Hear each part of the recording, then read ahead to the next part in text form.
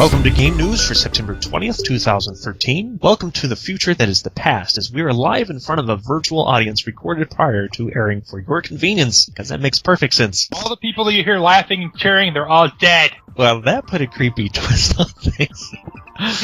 But I'm Chris, this is Mike. Hello. This is Grover. Dude! We've got a few big stories this week, as well as some news from the Tokyo Game Show, but unfortunately the biggest headline was that Hiroshi Yamauchi, the legendary former president of Nintendo who largely made the gaming giant what it is today, died this week at the age of 85. He had retired from Nintendo back in 2005, which was 3 years after stepping down from being the president. Nintendo took a one-day break from posting on their social media channels Thursday in remembrance of him.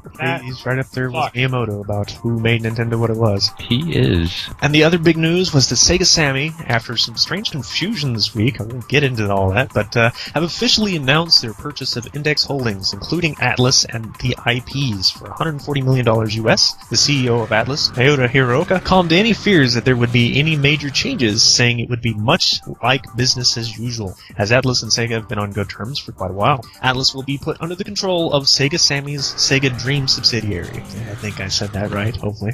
Activision Blizzard has been trying to pull themselves away from their owners, Vivendi. However, many of the shareholders filed to have the plans blocked. So this week, the Delaware courts put a hold on the whole thing until it can be appealed with modified wording and terms, or if non-Vivendi shareholders take a vote to continue the separation. Also, got some news on Diablo, the Reaper of Souls. Most of the news that I will be getting for Diablo 3 Reaper of Souls is going to be found in the forum section of the Diablo 3 website. Diablo 3 Battle.net forums, and the title of the thread is Reaper of Souls Everything We Know, which is being maintained by someone who, when news is released, will add it to the very first post on the thread. They are bringing back the Mystic, and of course it was in the beta originally. There were supposed to be 3 artisans, the blacksmith, the mystic, and the jeweler, and the mystic was taken out. The mystic is going to allow transmogrification of your gear, just like in World of Warcraft, where you can make your gear look like other pieces of gear. The stats you will be able to reforge, again, just like in World of Warcraft. But yeah, affixes such as increased light radius or extra gold pickup range, you will be able to completely reroll one affix like that on a piece of gear to a new one. Gotcha. I like it.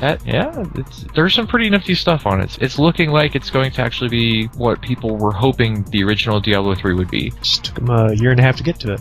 Yeah. Now, a lot of the stuff that is on this index for the Reaper of Souls is already in the console release of Diablo 3, such as the Loot 2.0 system, and I believe, but I am not 100% sure, that the new Paragon system is in it as well. And of course, there is no auction house on the console system, and this brings me to the next piece of giant news. Yes. The auction house is being removed from Diablo 3. You have until March 18th, 2014 to finish all of your auction house business, because after that point it will no longer be available at all. But that was the 2 big pieces of information that I wanted to reveal at this time, because I haven't completely read the whole thing, but there is a ton of stuff on the Reaper of Souls Everything We Know sticky thread on the Diablo 3 website. Diablo 3 is in the top 10 at least of best-selling games of all time.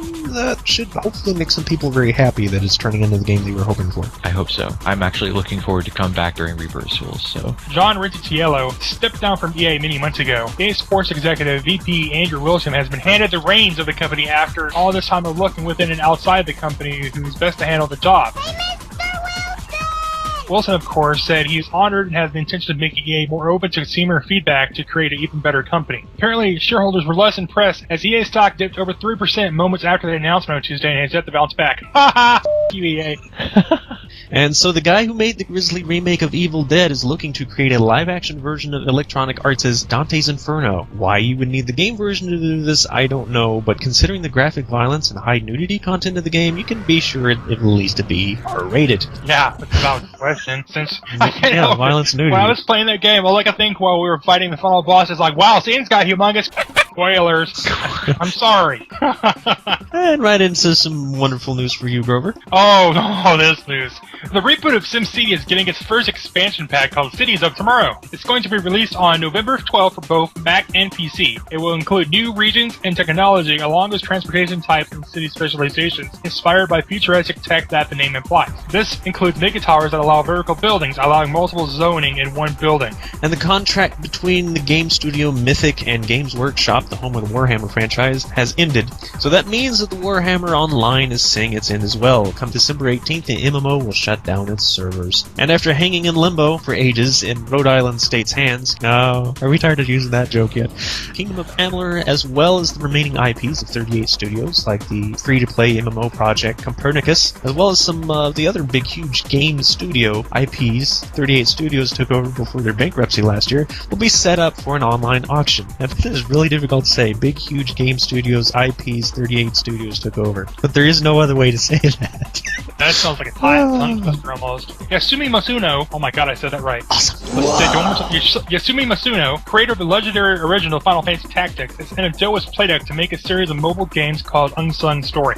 And while the first game is more like a collectible card battle game, the second is heavily leaned towards the more tactical RPG style. The first game is labeled for 2014. Why couldn't you just make another Final Fantasy Tactics for like the PC or another system? Well, even if it was like a spiritual successor, this is kind of what it sounds like. Yeah, why the mobile? Why is everybody in the mobile? And I know why, because mobile is selling more than everybody else. But sure, yeah, I don't understand. Exclusive to a mobile for a while, but then bring it out to other stuff. It's not that hard, and you might make a couple extra bucks. I think they would make more than a couple extra bucks. Couple bucks is a couple bucks. Gamefly is launching a new website that will sell digital versions of PC games and will have over 2,500 PC and Mac games available on launch day. This is not to be confused as a full-service system like Steam or Origin, just a new place for deals on digital versions of the video games that we all love.